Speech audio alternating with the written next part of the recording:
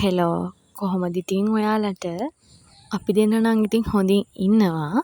අපි දෙන්න නම් ඉතින් චූටි ගමනක් යන්න තමයි අද ලෑස්ති වෙන්නේ. ඉතින් ඔයාලා බලන් ඉන්නකෝ අද අපි කොහෙද යන්නේ කියලා.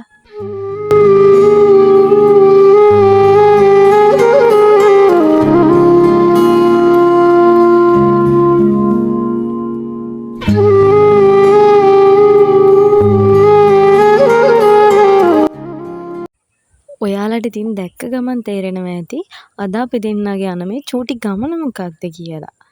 ඇත්තටම අද අපි යන්නේ කළුතර තියෙන ගොඩාක් විශේෂ තැනකට. ඔයාලා හැමෝම දන්න තැන. ඔයාලට ඉතින් දැන් නම් තේරෙනවා ඇති අද අපි කොහෙද යන්නේ කියලා. අද අපි දෙන්න යන්නේ කළුතර බෝධීන් වහන්සේ වන්දනා කරගන්න.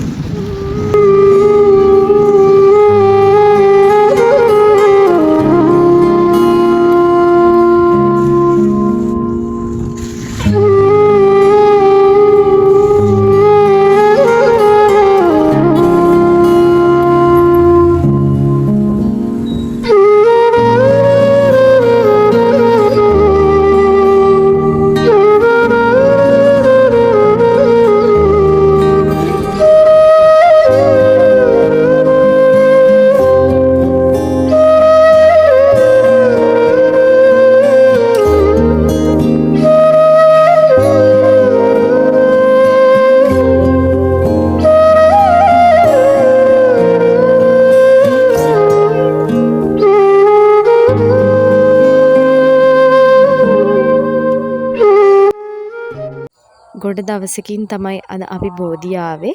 වෙනදට ආනන්ද බෝධීන් වහන්සේ තමයි වන්දනා කරන්න යන්නේ. ඒ වුණාට මං අද හස්බන්ඩ් කිව්වා අපි උඩමළුවට යන් කියලා.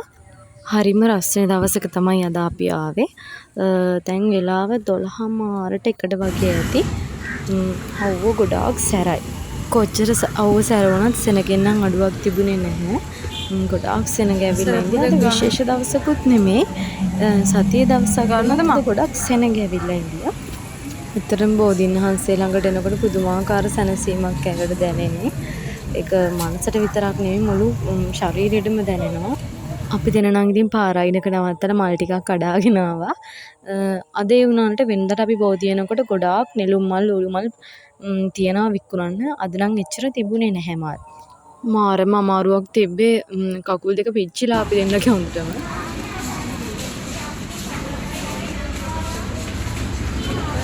මාරු වෙලාවට මං කිව්වනේ ඔයාට යන් කියලා.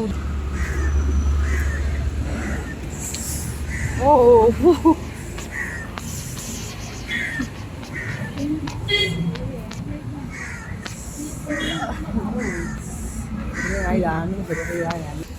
කොහොම හරි අවුව පිච්චි අපි දෙන්න උඩමළුවට ආවා. ඊට පස්සේ අපි සෙරෙප්පු දෙන තැනට සෙරෙප්පු දෙකක් දීලා හිමීට උඩමළුවට නැග්ගා. මෙහෙන්න ගිහුවා.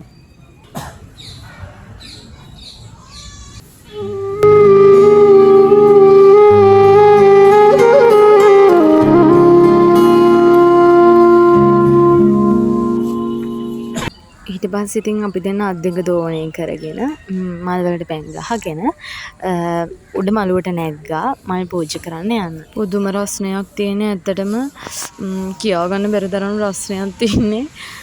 ඩෙනිම ඇඳන් ආවට පස්සේ ඇත්තටම හිතුනේ අනේ අපරාධයක් කියලා ගවුමක් අරන් ආව නම් හොඳයි කියලා. පුදුම රසණයක් ඒ තරම්.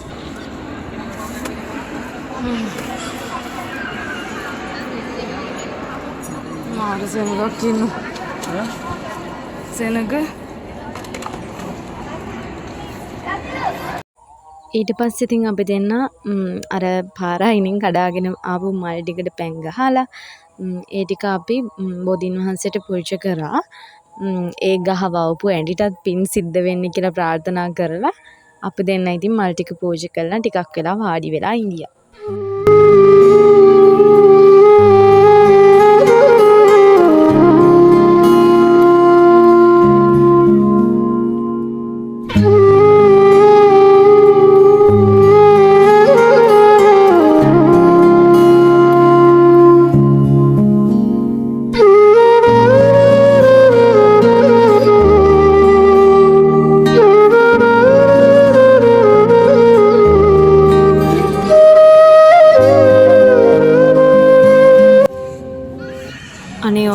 පේනවා ඇති ඇත්තටම කකුල හොඳටම හස්බන්ඩ්ගේ කළු කකුල වෙනවා. හොඳටම අර සෙරෙප්පුවේ පාර තව කළු. හිටින්නම අවුව නිසා කළු වෙලා තියෙනවා. ඊට පස්සේ අපි දෙන මහන්සි ඇරලා ගාත කියලා හිමින් හිමින් අපි ඉතින් පහළ මළුවට බැස්සා.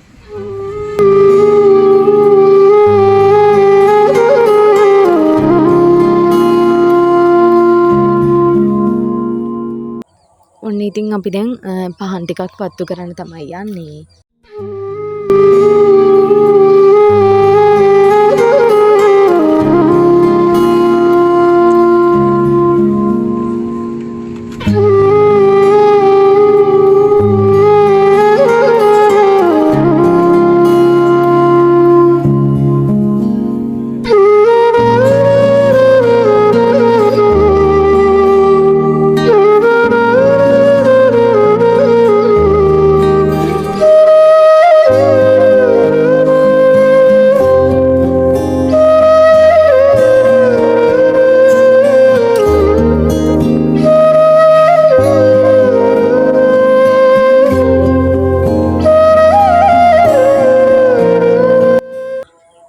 අපි ඊට පස්සේ හඳුන් කූරුත් පත්තු කරා.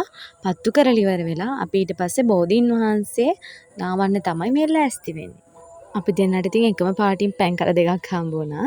ඊට පස්සේ හස්බන්ඩ්ුයි මමයි පැන්කල දෙක බෝධීන් වහන්සේ වටේ 3 පාරක් ඇවිදලා ඊට පස්සේ තමයි අපි බෝධීන් වහන්සේ නෑවුවේ.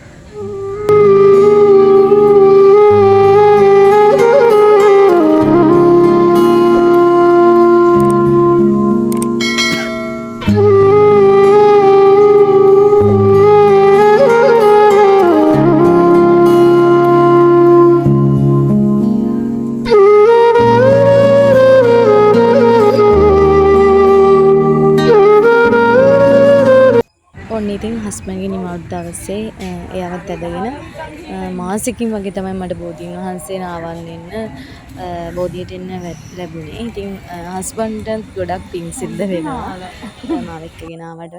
ඉතින් ඔන්න පරිවිය ගොඩාක් හිඳියා. ඊට පස්සේ අපි ඉතින් සෙරෙප්පු දෙකක් තාය අරගෙන අපි ඊට පස්සේ අපි ගෙදර ගියා.